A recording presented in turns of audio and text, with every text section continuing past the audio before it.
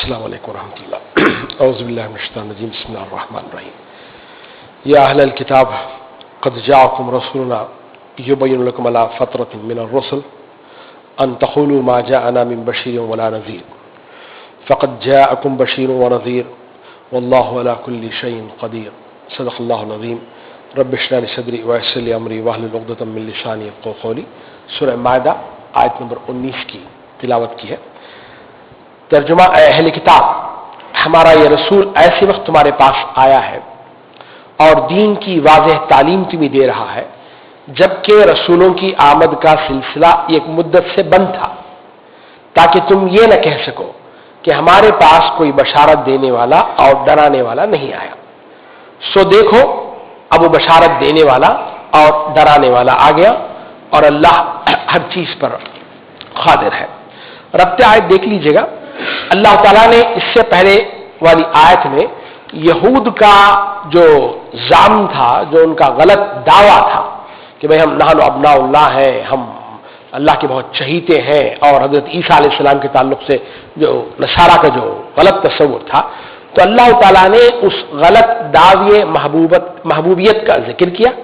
اب اس آیت میں اللہ تعالیٰ بتاتے ہیں کہ اگر تمہیں سچی عزت چاہیے، اگر تم اللہ کے محبوب بننا چاہتے ہو، تو اب تمہیں اس کا حاصل کرنے کا ذریعہ کیا ہے، وہ اس آیت میں اللہ نے بتایا۔ پچھلی آیت میں ان کا غلط دعویٰ کہ ہم اللہ کے بڑے چہیتے ہیں اور اللہ کے بیٹے ہیں، یہاں اس آیت میں اللہ نے بتایا کہ صرف دعووں سے کام نہیں چلے گا، اگر تم اللہ کے چہیتے بننا چاہتے ہو تو اس آیت میں جو بات بتائی ہے اس پر تمہیں عمل کرنا ہوگا۔ اس سے پچھلی والی آیت میں اللہ نے عذاب کا ذکر کیا، سزاؤں کا ذکر کیا۔ اب یہاں اس آیت میں اللہ تعالیٰ اس سزا سے بچنے کا راستہ بتا رہے ہیں۔ اہل کتاب کو اللہ تعالیٰ نے تینوں طریقوں سے دعوت دی ہے۔ اگر آپ دیکھیں گے، جیسے سورہ نحل کی آیت ہے ادعو الی سبیل ربک بالحکمۃ والموعظۃ الحسنۃ وجادلھم بالتی ہی التی احسن، اس والی آیت کے تناظر میں اگر آپ دیکھیں گے تو اللہ تعالیٰ نے اہل کتاب کو تینوں طریقے سے دعوت دی ہے۔ مثلا اللہ تعالیٰ نے سب سے پہلے حکمت سے بات کی، لاجک دیا۔ مثلا اس سے پہلے والی آیت میں دیکھیں، اگر تم اللہ کے چہیتے ہی ہو تو اللہ تمہیں عذاب کیوں دیتا ہے؟ یہ ایک عقلی بات ہے، اللہ نے اس طرح سے بات کو سمجھایا۔ پھر اللہ تعالیٰ نے دوسرا طریقہ واعظ نصیحت کا، پرانی قوموں کے حالات، پھر ان پر انعامات، اس طرح کی مختلف چیزوں کا ذکر کیا، وہ طریقہ بھی اللہ نے اپنایا اہل کتاب کو دعوت دینے کے لیے۔ اسی طرح سے اللہ تعالیٰ نے ان سے بحث بھی کی، مجادلہ بھی کیا۔ اگر تمہارے پاس میں کوئی کتاب ہے، کوئی دلیل ہے، لکھی ہوئی چیز ہے، یا رسولوں نے کہا ہے، کچھ بھی ہے، لاؤ، اس پر بات کی جا سکتی ہے۔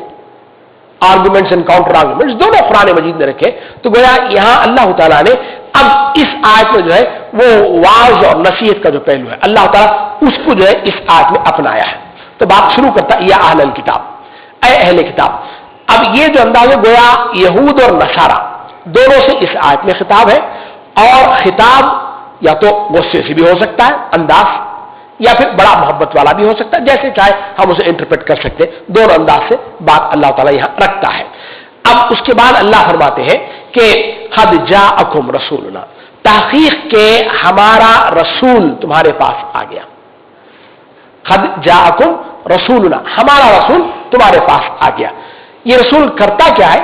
یبین لکم علی فترۃ من الرسل، یہ رسول کب آیا؟ اب اس کی تفصیل۔ حضور کی ولادت پر کسی کو جو ہے وہ اشکال نہیں ہے، یہودی بھی مانتے ہیں، نصارہ بھائی فلاں آدمی پیدا ہوا۔ مسئلہ جو آیا ہے وہ اللہ کے رسول کی رسالت پر آیا ہے، تو اسی لیے قرآن بات کو شروع کرتا ہے رسالت سے، قد جاءکم رسولنا، ہمارا رسول۔ اس میں بھی دیکھیے افراد، یہود کو اس میں بڑا تردد، رسولکم نہیں بول رہا ہے قرآن، اس لیے کہ ان کو اسی میں مسئلہ کھڑا ہوا ہے، وہ رسول کو اپنا رسول نہیں مان رہے۔ تو قرآن کا انداز یہ ہے کہ ہمارا رسول تمہارے پاس آ گیا، اب تو مانو اسے۔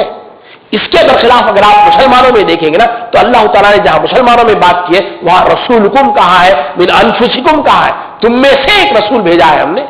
یہ قرآن کا باریک فرق رکھتا ہے قرآن، کہ اس رسول سے اہل کتاب کو کتنا بغض تھا، کتنا حسد تھا، اور وہ ان کو ماننے سے جو وہ کتنا انکار کرتے تھے۔ اس سے پہلے والی آیت ہم دیکھ چکے ہیں جہاں اللہ نے فرمایا تھا کہ ہمارا رسول آ گیا ہے تمہارے پاس، جو حق کو واضح کرتا ہے، جو تمہیں گمراہیوں سے نکال کر جو روشنی کی طرف لے کر آتا ہے۔ اب انسان کو اندھیرے سے نکل کر روشنی میں آنے کے لیے دو چیزوں پر ایمان لانا بڑا ضروری ہے. پہلا، اللہ پر ایمان ہے، وہ بھی صحیح ایمان. حضرت عیسیٰ خدا نہیں ہے، عزیر خدا نہیں ہے، اللہ یہ ہے. تو اللہ نے پہلے اس کا ذکر کیا. دوسرا، تم اس نبی کو مانو. جب تک ان دو چیزوں پر تمہارا ایمان ٹھیک ٹھاک نہیں ہوگا تم اندھیرے سے نکل کر روشنی کی طرف نہیں آ سکتے. تو پہلے اللہ تعالیٰ نے اپنا ذکر کر دیا کہ بھئی عیسیٰ جو ہے وہ خدا نہیں ہو سکتے. اللہ اگر چاہے تو ان کو موت دے سکتا ہے، بلکہ ساری انسانیت کو موت دے سکتا ہے. یہ اللہ کی قدرت ہے. آسمان و زمین اور اس کے درمیان جو کچھ بھی وہ اللہ کا ہے. اللہ نے اپنا تعارف کروایا. اب یہاں اللہ تعالیٰ جو ہے رسول کا ذکر کرتا ہے. یہ رسول آیا کب؟ قرآن مجید بتاتا ہے علی فترۃ من الرسل. فترہ کہتے ہیں عربی زبان میں کسی کام کے رک جانے کو اور بند ہو جانے کو. اردو میں بھی ہم فطور کہتے ہیں. اس کی عقل میں فطور آ گئی، یعنی اب اس کی عقل کام نہیں کر رہی ہے، رک گئی ہے. شریعت میں جو ہے دو نبوتوں کے درمیان کے عرصے کو جو ہے وہ فترہ کہا گیا ہے. حضور اکرم صلی اللہ علیہ وسلم کا ہمارا جو عیسوی کیلنڈر اس حساب سے جو ہے 570 میں ولادت ہوئی اور 610 میں جو آپ کی بعثت ہوئی ہے. تو گویا آپ یوں سمجھیے گا کم و بیش جو ہے 600 سال کا وقفہ رہا ہے حضرت عیسیٰ علیہ السلام اور اللہ کے رسول اکرم صلی اللہ علیہ وسلم کے درمیان میں. تو گویا 6 صدیاں ایسی گزری ہیں جس میں وحی کا سلسلہ نہیں آیا ہے. قرآن اس کی طرف اشارہ کرتا ہے قد جاءکم رسولنا، تحقیق کہ ہمارا رسول آ گیا، یبین لکم، جو تمہارے لیے کھولتا ہے، علی فترۃ من الرسل. یہ رسول کب آیا ہے؟ ایک فترہ ہوا ہے، تقریباً 600 سال کا عرصہ ہوا ہے. اس کے بعد یہ رسول آیا ہے اور اس رسول کا اہل کتاب کو شدت سے انتظار تھا. ایسا نہیں تھا کہ ان کی کتابوں میں نہیں تھا. تبھی تو وہ لوگ یہود کا خبیر آ کر مدینے میں بھی آباد ہو گیا تھا. ان کو بھی ان کی کتابوں میں لکھا ہوا تھا کہ آخر نبی جو آئے گا وہ کھجوروں کی سرزمین میں آئے گا. حضرت سلمان فارسی پتہ نہیں کہاں سے نکلے، کہاں بندہ آیا ہے، ان کو معلوم تھا، اس کی نشانیاں معلوم تھی. وہ تو اس انتظار میں بیٹھے ہوئے تھے. بلکہ یہود مدینے کے جو اصلی باشندے تھے ان کو یہود کہا کرتے تھے کہ بھئی اب تم ہم کو ہرا دیتے ہو جنگوں میں، لیکن ایک رسول آئے گا، ہم اس کے ساتھ مل کے تم کو ہرا دیں گے. یہ وہ بات یاد تھی مدینے والوں کو. جب بیعت عقبہ اولا ہوئی ہے تو فوراً ان کو یاد آ گیا، جب اللہ رسول نے کہا کہ میں نبی ہوں تو ان کو فوراً وہ فلیش بیک ہو گیا، ارے بھائی یہ تو وہی رسول ہے جو شاید یہود بولتے ہیں. اس سے پہلے کہ یہود ایمان لے ہم نبی پہ ایمان لے کے آتے تاکہ ہمارا وہ پلٹا بھاری ہے جو بھی تھا. تو یہود کو جو ہے وہ انتظار تھا کہ رسول آنے والا ہے. تو اس مناسبت سے بھی قرآن مجید نے ان کو جو ہے بتایا کہ دیکھو اے اہل کتاب، ہمارا رسول تمہارے پاس آ گیا ہے. اچھی بات. رسول بھیجا کیوں؟ اللہ آگے فرمائے ان تقولوا.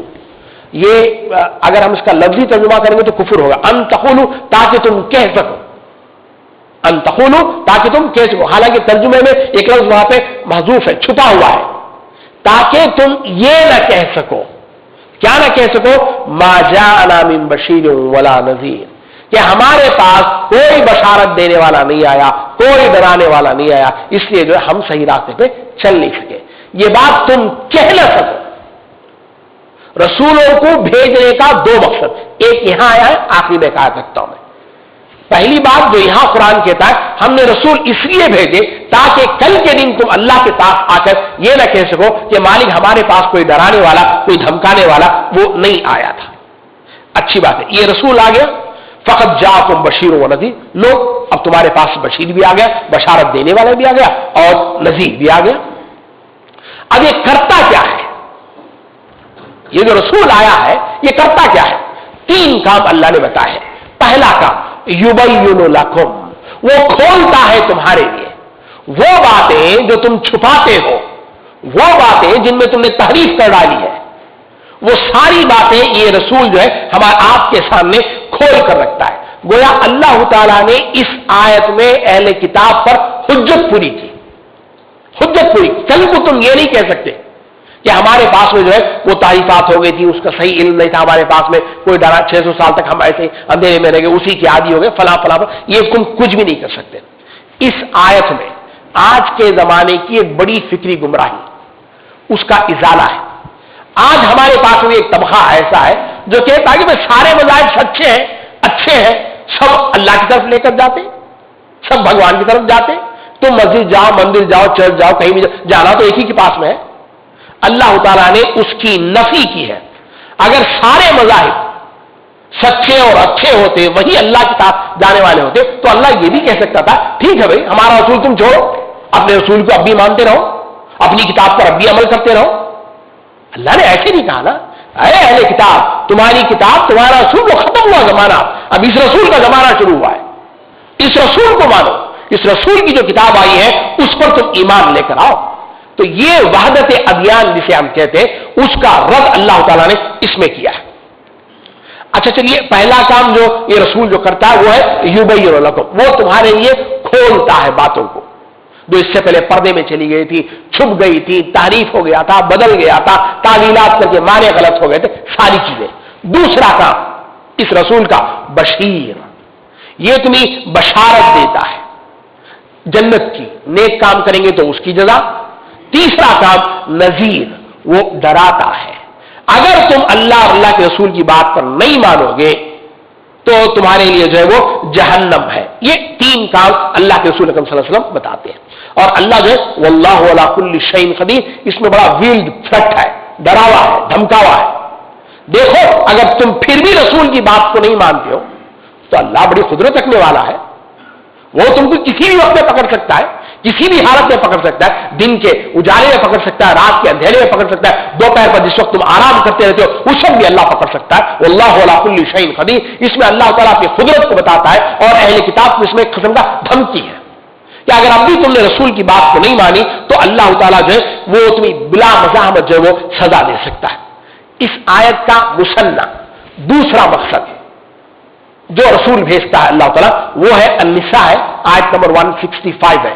یہاں اللہ نے بتایا رسولوں کو ہم اس لیے بھیجتے ہیں تاکہ لوگ یہ نہ کہہ سکیں کہ بھی ہمیں پتا نہیں تھا کہ کیا دین ہے. دوسرا مقصد جو سورہ نساء آیت نمبر 165 اس کا مسنہ ہے آیت کا, رسول, یہ جو رسول ہے مبشرین, یہ بشارت دینے والے, ومنذرین, اور ڈرانے والے, لئلا, تاکہ تم, یکون للناس علی اللہ حجۃ بعد الرسل, تاکہ لوگوں کے پاس اللہ کے خلاف کوئی حجت نہ رہ جائے. کل کو حشر کے میدان میں جا کر کوئی بندہ یہ نہ بول سکے کہ مالک مجھے پتا نہیں تھا تیرا دین کیا ہے, میں عقل سے کورا تھا, جاہل تھا, ان پڑھ تھا, جو بھی تھا, مجھے نہیں معلوم. تو لوگوں کے پاس اللہ کے خلاف کوئی حجت نہ رہ جائے. رسولوں کو بھیجنے کا ایک دوسرا مقصد, رسول آئے اور اللہ کی پسند اور ناپسند جو ہے ہمارے سامنے کھول کھول کر بات بتا دی. اب حضور کے آنے کے بعد فترہ نہیں ہے, یہ بڑی اہم بات ہے. اب آپ اور میں یہ نہیں کہہ سکتے کہ بھئی حضور آ کے 1400 سال سے کوئی نبی نہیں آیا اس لیے اب ہم اپنی منمانی کریں گے, یہ ہم کہہ نہیں سکتے. کیوں نہیں کہہ سکتے؟ وہ اس لیے کہہ نہیں سکتے کہ نبی کے بعد, نبی ہمارا آخری نبی ہے, اب نبی کا کام امت کرے گی, امت کرے گی. اس امت کو اٹھایا ہی اسی لیے گیا ہے کہ تم نبیوں کا کام کرو گی, لوگوں کو اللہ کے راستے کی طرف بلاؤ گے. تو گویا آج ہم یہ نہیں کہہ سکتے کہ بھئی نبی آ کر 1400 سالوں میں فترہ ہو گیا ہے, 1400 سال کا لوگ اس تعلیم کو بھول گئے, یہ ہم کہہ نہیں سکتے. اس لیے کہ اللہ نے اس کا انتظام کر دیا, امت کو کھڑا کر دیا کہ اب نبی نہیں آئے گا, وہ آخری نبی ہے, اب اس کے بعد جو بھی کرنا ہے وہ اس امت کو کرنا ہے. اس آیت کے تناظر میں بخاری کتاب الانبیاء کی حدیث ہے, حضرت ابو ہریرہ راوی حدیث ہے, رسول اکرم صلی اللہ علیہ وسلم فرماتے ہیں میں ابن مریم کا زیادہ حقدار ہوں اس لیے کہ میرے اور ان کے درمیان میں جو کوئی نبی نہیں ہے. اس پر ایک اور بحث علماء نے کی ہے. اب کوئی ایسا بندہ ہے جو بات اندر جنگل میں رہتا ہے, پتہ نہیں کسی ایسے مقام پر جہاں پہ کسی انسان کی پہنچ نہیں ہے, جی اسے پتہ ہی نہیں چلا کہ بھئی ایسا اس طرح کا رسول آیا, کوئی کتاب آئی ہے, تو اب اس کا کیا ہوگا؟ تو علماء لکھتے ہیں کہ اگر یہ لوگ شرک کے علاوہ کسی غلط کاری اور گمراہی میں مبتلا ہو جائے تو وہ معذور سمجھے جائیں گے.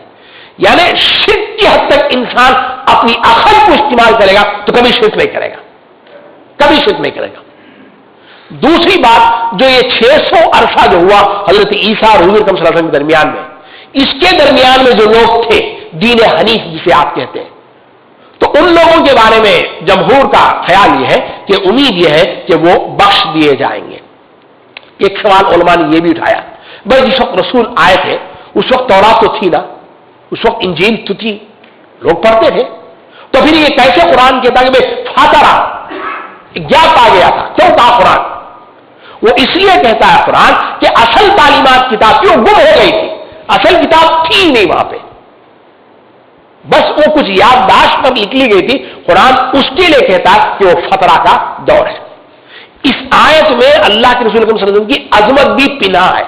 आप जरा सोच के देखिए, अल्लाह फरमाते 600 साल तक इंसानियत गुमराही में रही, अंधेरे में रही, कोई किताब नहीं थी, लोग जाहिल अनपढ़ रहे। उस जमाने में आकर अल्लाह के रसूल सल्लल्लाहु अलैहि वसल्लम ने दावत और तौहीद का काम किया है, और उसी कौम से एक ऐसी कौम को उठाया है जो आगे चलकर नबूवत का काम करेगी। ये अल्लाह के रसूल की अजमत है इस आयत में। आयत नंबर 20, वक़ाल मूसा लिक़ौमिही या क़ौम इज़्कुरू निअमतल्लाहि अलैकुम इज़ जअल फ़ीकुम अंबिया व जअलकुम मुलूका व आताकुम मा लम युति अहदन मिनल आलमीन। याद करो जो मूसा ने अपनी कौम से कहा था कि ऐ मेरी कौम के लोगों, अल्लाह की उस नेमत का ख्याल करो जो उसने तुम्हें अता की थी। उसने तुम्हें नबी पैदा किए, व जअलकुम मुलूका, और तुमको फरमानवा बनाया, बादशाह बनाए, वाता मालम युति अहदन मिनल, और तुमको वो दिया जो उसने किसी को इस दुनिया में नहीं दिया। अब रब्ते आयत देख लीजिएगा। इससे पहले अल्लाह ने फरमाया कि देखो हमारा एक रसूल आ गया, अब वो खोल खोल के बात को बताता है। अब इस आयत में अल्लाह ताला ने उनका एक भूला हुआ वाकया याद दिलाया। वो भूल गए थे कि अल्लाह ताला ने उन पर क्या क्या नेमतें दी थी, अल्लाह ने उसको याद दिलाया। वहां फतरत का जिक्र है, यहां कसरत का जिक्र है। कसरत से हमने नबी भेजे हैं तुम्हारे उम्मत में, बनी इसराइल में। पिछली आयत में अल्लाह के रसूल सल्लल्लाहु अलैहि वसल्लम नेमत की शक्ल में तुम्हारे पास आए हैं। ये अल्लाह का बड़ा करम है, एहसान है कि उसने रसूल को भेजा 600 साल बाद। अब यहां अल्लाह ताला इससे पहले वाली जो नेमतें कर चुका है तुमको, उसका याद दिला रहा है। यहां इससे पहले वाली आयत में इस रसूल पर तुम ईमान लेकर आओ, यहां फरमाते अल्लाह ताला ऐ नबी इससे पहले भी बहुत सारे अंबिया इनमें आए हैं, अगर ये ईमान नहीं लाते तो आप फिक्र मत करें, आप परेशान मत हो जाए, ये इनकी पुरानी रविश है, ये अंबिया को इस तरह से ठुकराते रहे हैं।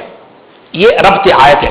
अब चलिएगा आयत की तफसीर पर हम गौर करते हैं। असल में अल्लाह ताला बताना ये चाहता है इस आयत के जरिए कि ये कौम इब्तिदा ही से अल्लाह से किए हुए अहद और उसके हुकूक और फराइज में बोधी और बड़ी निकम्मी रही है, और दूसरी तरफ अल्लाह ताला ने उनकी जो सजा दी है, उनको जो पकड़ा है, वो भी बड़ा सख्त पकड़ा है।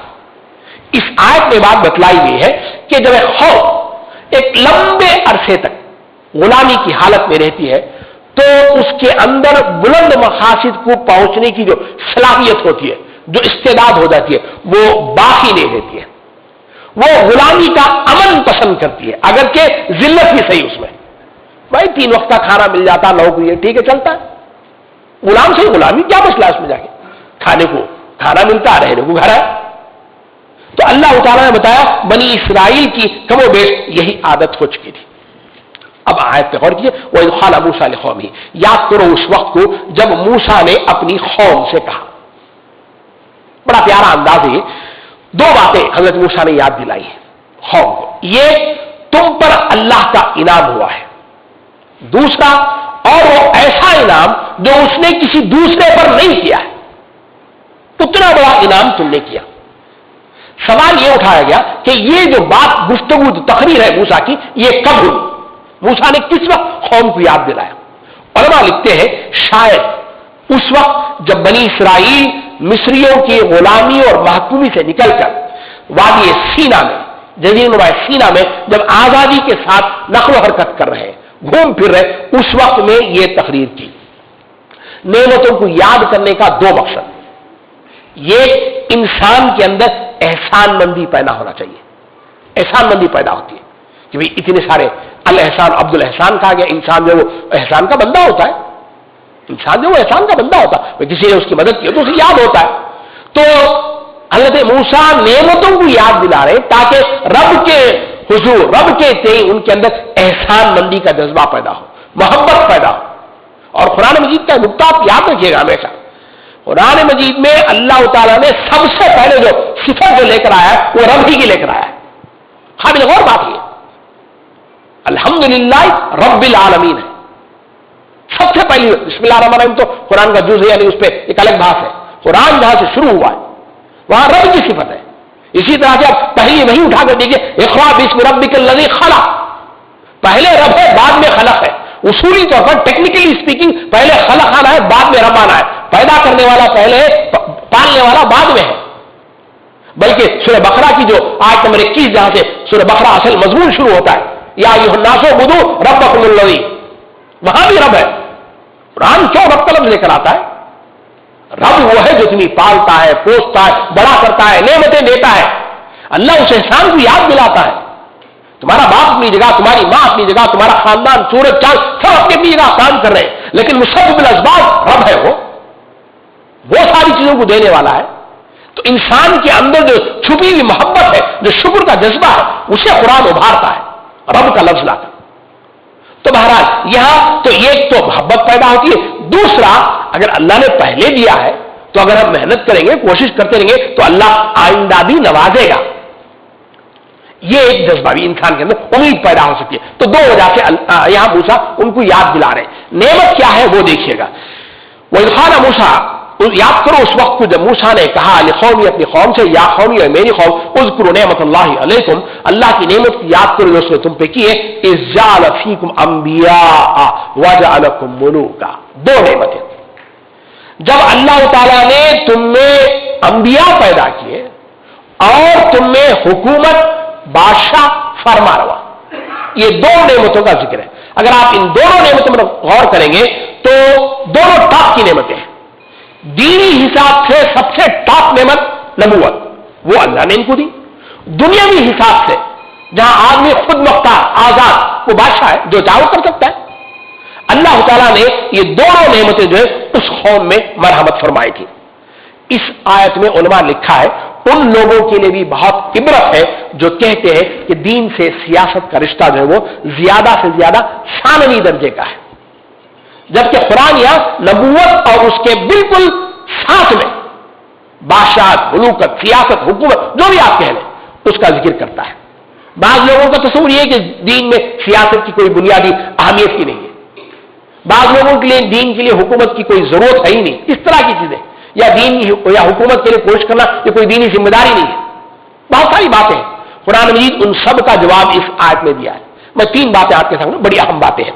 سب سے پہلی بات، نبوت کی دعوت کی جو تاریخ ہمارے سامنے ہے آدم علیہ السلام سے لے کر، اس میں اس بات کا تذکرہ تو ضرور ملتا ہے کہ ان میں سے اکثر انبیاء، اکثر کیا، کم و بیش سوائے حضور کے، کسی نے بھی جو ہے وہ سیاسی نظام قائم کرنے میں کامیابی حاصل نہیں کی. پہلی بات. حضرت موسیٰ قریب قریب آ گئے تھے مگر قوم ساتھ چھوڑ گئی. ہم آگے دیکھ لیں گے. اگر وہ قوم ساتھ دیتی تو علاقہ قبضہ کرتے، وہاں وہ حکومت ہوتی. یہ پہلی بات ہے. دوسری بات، یہ بات بھی بالکل صحیح ہے کہ کسی نبی نے بھی اپنی دعوت ان لفظوں میں نہیں کہی کہ بھائی آپ کو حکومت حاصل کرنا ہی ہے یا حکومت چلانے ہے، بلکہ ہر نبی کی دعوت یہی ہے کہ اے لوگو اعبدوا اللہ ما لکم من الہ، اے لوگو اللہ کی عبادت کرو. دوسرا نقطہ ان کا نبی کی اطاعت کرو. یہ دو نقطے ہیں.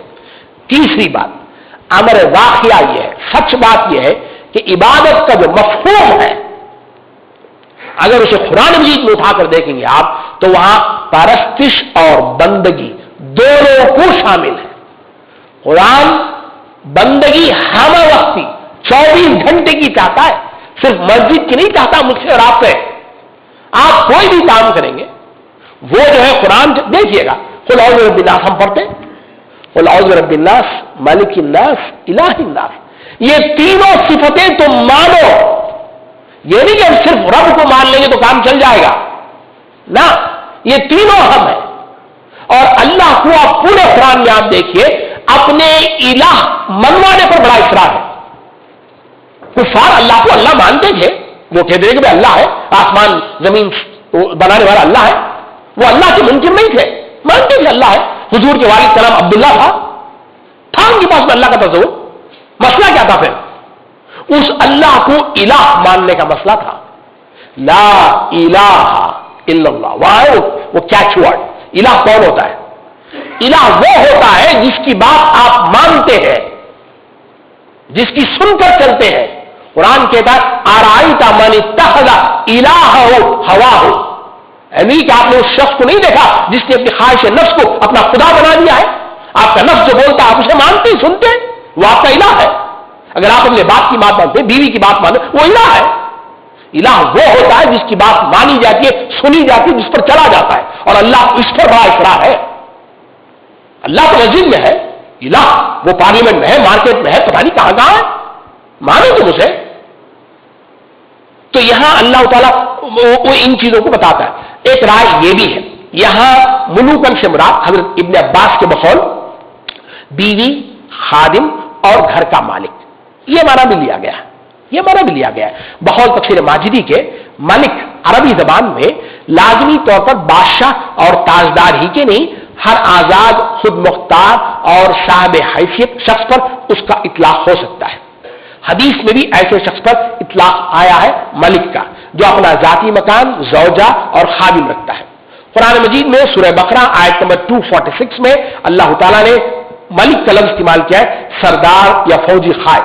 ان معنی میں جو قرآن مجید میں یہ لفظ آیا ہے. بہرحال اب ذرا انداز دیکھیے قرآن مجید کا. اللہ فرماتے اذ جعل فیکم انبیاء وجعلکم ملوکا. اللہ فرماتے ہیں ہم نے تم میں نبی پیدا کیے اور تم کو بادشاہ بنایا. یہ تم میں اور تم کو بڑا پیارا فرق قرآن رکھتا ہے, بڑا پیارا فرق قرآن رکھتا ہے. یہاں دیکھیے انبیاء اور فیکم انبیاء, تم میں انبیاء بنا, یعنی ہر آدمی نبی نہیں بنا, ہر آدمی نبی نہیں ملتا. وہ اللہ جسے چاہتا ہے اسے چن کر تم میں سے اللہ تعالیٰ نے وہ سلیکشن کیا اور نبی بنایا. لیکن جب بادشاہ کی یہ قرآن مجید کی سیاست ہے, یہ پالیٹکس ہے پیور, جس میں آپ کی حکومت کیسے ہوگی قرآن لفظ میں بتاتا ہے. بڑے بڑے فلسفے لکھے لوگوں نے اس پہ, ریپبلک حکومت کیسے ہونی چاہیے, بادشاہ کیسے ہونا چاہیے. یا وجعلکم ملوکا, اور تم کو بادشاہ بنایا. یہ ہے اسلامی تصور کا, ریاست کا تصور. ہمارے پاس میں بادشاہ جو ہوگی وہ مطلق العنان نہیں ہوگی, وہ استبدادی والی بادشاہ نہیں ہوگی, وہ کیا مونارکزم ہے یا پھر وہ ڈکٹیٹرشپ ہے, وہ نہیں ہوگی. یہاں عوام چنیں گے, وہ عوام کی حکومت ہوگی. جیسے آج ہمارے پاس میں جو ریپبلک کا تصور, جمہوریت کا تصور ہے, عوام اس میں ہے. لیکن یہ اور بات ہے کہ اس میں تھوڑا سا مسئلہ ہے. لیکن بہرحال تصور قرآن اس کو دیتا ہے کہ عوام جو ہے وہ چنیں گے اپنے بادشاہ. وجعلکم ملوکا. اب ظاہر بات ہے سوال یہ اٹھتا ہے ہر آدمی تو بادشاہ نہیں بنتا, لیکن جس قوم سے مثلا ہندوستان میں مغل آئے, ہر مغل تو بادشاہ نہیں تھا, صرف بابر ایک بادشاہ تھا. لیکن ہم کہتے ہیں کہ ہندوستان میں مغلوں کی حکومت تھی اور ایک حکومت تھی غزنیوں کی حکومت تھی. ایک آدمی بادشاہ ہوتا ہے, لیکن اس ایک آدمی کا بادشاہ ہو جانا گویا وہ پورے قوم کا, خاندان کا حکومت کرنا مترادف ہے. تو اسی انداز کو قرآن مجید جو ہے ہمارے سامنے رکھتا ہے کہ اسلامی حکومت کے بادشاہت میں اس کی پوری قوم جو ہے وہ شریک ہوتی ہے. اسلامی حکومت ایک کا منصب جو ہے وہ اشتراکی اور اجتماعی ہوتا ہے. ایسا نہیں کہ یہ ایک ون مین آدمی کی جو ہے وہ حکومت ہے. اب تیسرا سوال, یہ جو دو نعمتیں ہیں ان کا تعلق ماضی سے ہے یا مستقبل سے ہے؟ اس پر بھی علماء نے بحث کیا. موسیٰ علیہ السلام کہہ رہے, آج کی بات نہیں ہے, موسیٰ علیہ السلام اس وقت جب کہہ رہے تھے کہ یاد کرو اللہ نے تم پر جو نعمتیں کی ہیں, اس وقت موسیٰ یا تو مستقبل کی بات کر رہے ہیں یا ماضی کی بات کر رہے ہیں. رائے دونوں طرف گئی ہے, رائے دونوں طرف گئی ہے اور بڑی تضاد رائے ہے, مختلف ڈائمنشن سے بات رکھی ہے. اکثر علماء بین بین کی بات بھی کی ہے, لیکن جو بات میں قرآن مجید کا یہ انداز ہے کہ آنے والے مستقبل کے وعدوں کو قرآن مجید جو ہے ماضی کے صیغ میں بھی ذکر کرتا ہے. یعنی جس طرح سے ماضی کا واقعہ پکا ہو گیا, یقینی ہو گیا, اسی طرح سے یہ وعدہ بھی اللہ کا پورا ہوگا. تو گویا یہاں پر ایک رائے یہ ہے کہ یہاں حضرت موسیٰ علیہ السلام جو ہے آنے والے واقعے کی بات کر رہے ہیں کہ دیکھو, اس لیے کہ ہم جانتے ہیں کہ موسیٰ علیہ السلام کے بعد وہ نبیوں کا سلسلہ ایسے ہی چلتا رہا ہے اور ان کے بعد میں جو ہے وہاں سے بادشاہ شروع ہوئی. ان میں ایک رائے یہ ہے, صاحب تفسیر القرآن کی رائے بالکل اس کے مخالف ہے. وہ فرماتے ہیں کہ یہ اشارہ ہے بنی اسرائیل کی اس عظمت گزشتہ کا جو حضرت موسیٰ سے پہلے کسی زمانے میں ان کو حاصل تھی. یعنی صاحب تفسیر القرآن کہتے ہیں کہ یہ حضرت یوسف علیہ السلام اور اس کے بعد کا زمانہ, یہ پرانی ہسٹری کو قرآن بتاتا ہے کہ وہ نعمت تھی. اللہ نے جو یوسف علیہ السلام, یعقوب علیہ السلام, فلاں فلاں کو وہ حکومت ملی, سلطنت ملی, داؤد, سلیمان, یہ سارے واقعات وہ ان کا ذکر ہے. اور اکثر لوگوں نے کہا کہ بھئی اس کا تعلق جو ہے وہ مستقبل سے، کہ یہ آنے والے حالات ہوں گے. تو اللہ نے فرمایا، حضرت موسیٰ علیہ السلام فرمایا وَآتَاكُم مَّا لَمْ يُؤْتِ أَحَدًا مِّنَ الْعَالَمِينَ، اور تم کو وہ دیا، توحید کی نعمت دی، دنیا کی امامت دی، سلسلۃ الزہابت. بنی اسرائیل میں ایک نبی کا انتقال ہوتا تو دوسرا نبی اس وقت ہوتا حاضر، بلکہ اگر آپ ان کی ابتدا دیکھیں گے تو ہی دو نبی، حضرت موسیٰ اور ہارون، اور ان کی انتہا دیکھیں گے تو حضرت عیسیٰ اور یحییٰ، دو نبی، اور بڑا تضاد ہے اس میں. دیکھیے گا موسیٰ اور ہارون علیہ السلام یہ وہ قوم کو لے کر لڑنے والے، وہ جہاد کے ابھارنے والے، اس طرح کے بڑے ایکٹیو قسم کے لوگ، جلالی قسم کے لوگ. اس کے بالکل برخلاف جو ہے حضرت عیسیٰ علیہ السلام اور حضرت یحییٰ علیہ السلام، وہاں دنیا ہی نہیں تھا، گھر نہیں بنایا، شادی نہیں کی، بچے نہیں کیے. وہ کیوں؟ وہ اس لیے کہ اس وقت میں یہود کے اندر مادہ پرستی، دنیا پرستی بہت آ گئی تھی، دنیا کے پیچھے پڑ گئے تھے وہ لوگ، اللہ کی آیات کو بیچ دیتے دنیا کے لیے. تو اللہ تعالیٰ نے شاک ٹریٹمنٹ دیا ان کو کہ ایسا نبی بھیجا جو ان ساری چیزوں سے دور تھا. نہیں، دنیا نہیں چاہیے مجھے، گھر نہیں چاہیے، بیوی بچے نہیں چاہیے، میں سب سے الگ رہوں گا. وگمان ٹائپ کا آدمی عیسیٰ علیہ السلام، ایک وہ شال ہے اور ایک وہ ہاتھ میں وہ عصا ہے، وہ یہ ہے کٹکول ہے، چلتے بنے وہ ایک شاک ٹریٹمنٹ. تو سلسلہ تو ذہب رہا ان کے پاس میں. تو اسی کی طرف اشارہ کرتے وَآتَاكُم مَّا لَمْ يُؤْتِ أَحَدًا مِّنَ الْعَالَمِينَ، اور اللہ نے تم کو وہ دیا ہے جو دنیا میں کسی کو نہیں دیا ہے. اس آیت کا مصنع آپ دیکھ لیجیے گا، سورۃ النساء آیت نمبر 54، وہاں دیکھ لیجیے گا. مولانا اشرف تھانوی نے جگہ لکھا ہے کہ اہل اللہ کے خاندان میں سے ہونا ایک نعمت ہے. یہاں اس لیے کہ حضرت موسیٰ نعمت کے طور پر بتا رہے ہیں نا، بھائی اللہ نے تم نے نبی پیدا کیے، ان کے خاندان میں سے ہو، ان سے تعلق تمہارا ہے. تو مولانا اشرف تھانوی لکھتے ہیں اہل اللہ کے خاندان میں سے ہونا ایک نعمت ہے جس پر شکر واجب ہے، کیونکہ اس سے تعلق سے دین اس پر سہل ہو جاتا، آسانی ہو جاتی ہے. ہاں اس پر فخر اور گھمنڈ جو وہ روا نہیں ہے. آگے آیت نمبر 21، یا قوم ادخلوا الارض المقدسة التي كتب الله لكم ولا ترتدوا على ادباركم فتنقلبوا خاسرين.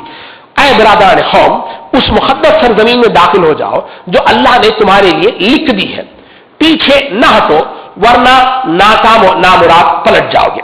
رابطے آپ دیکھ لیجیے گا، وہاں اللہ نے فرمایا تمہیں کئی ساری نعمتیں دی، انبیاء دیے، حکومت دی، اس سے پہلی والی آیت ابھی دیکھیں. اب یہاں ایک اور بڑی نعمت کا ذکر، وہاں جنرل تھا، کئی نعمتیں دی، یہاں ایک خاص نعمت وہ ہے ارض مقدس، وہ دے گا تمہیں. یہ آپ یوں سمجھیے گا، آیت نمبر 12 اور 13 میں ان سے میثاق کا ذکر تھا، پھر ان کے توڑنے کا ذکر کیا. اب اللہ تعالیٰ نے بتایا کہ یہ ان کی ہمیشہ کی عادت رہی. دیکھو اللہ نے ایک چیز کا وعدہ کیا مگر وہ اسے صاف مکر گئے. اللہ تعالیٰ نے اس کی مثال دی ہے. یہ تسلسل ہے موسیٰ علیہ السلام کی گفتگو کا. اب موسیٰ علیہ السلام فرما رہے یا قومی. یا قومی بڑا پیار ہے، اس لیے کہ آگے آنے والا کام بڑا مشکل ہے، جہاد پہ جانا ہے. تو قوم کو جو ہے آپ یوں سمجھیے گا اس کی ہمت افزائی اور جہاد کی ترغیب کے لیے یہ بڑا لاڈلا انداز استعمال کرتے ہیں. اور یا قوم ادخلوا الارض، تم داخل ہو جاؤ. یہ ادخلوا اس کا معنی یہ ہے